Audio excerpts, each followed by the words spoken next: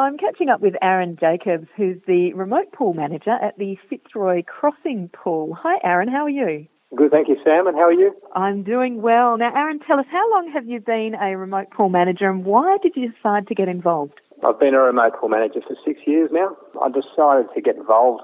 It sounded like a very interesting job. I needed a lifestyle change inside of my young family, and I had a friend who started being a remote pool manager, and I stayed in contact with him when he left our hometown in Busselton, and it sounded really interesting. So I decided to take the training on, and the day I finished my training, coincidentally, the job came up, so it all really flowed, and really been enjoying it ever since. Now, tell us just a little bit about the community there at Fitzroy Crossing.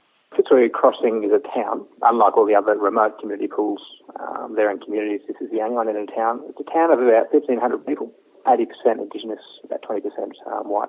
It's a really nice town. It's set on about 2 k's away from the Fitzroy River.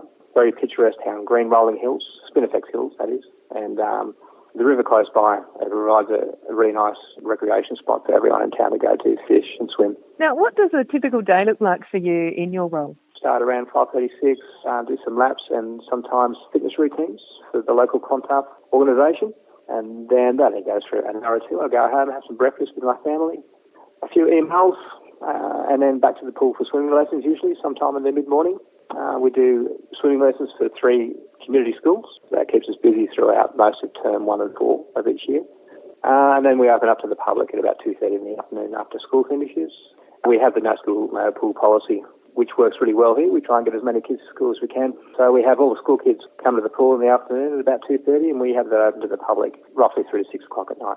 Now, what do you think this pool has done for your community? What impact has it made?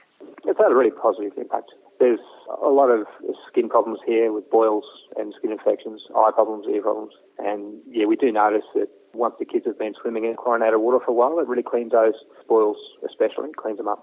If these kids don't tend to these sores, which they usually don't, they can fester and they end up on antibiotics, and sometimes it can get to the point where they need to be flown out to Broome Hospital to be treated.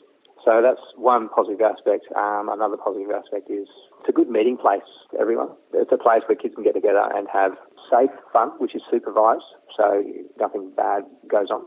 Now, what is your hope for the future of the work that you're doing? I really love this job. I've been in it for 6 years now, going on 7 years, and unfortunately this is our last season. We're moving on down south. We have a young family here, and we need to be around our family also down south.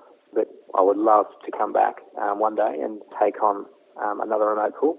And I hope the next manager will run many programs, such as disco nights, night swims. We have aqua aerobics here we have going, and I hope these programs continue on for the community.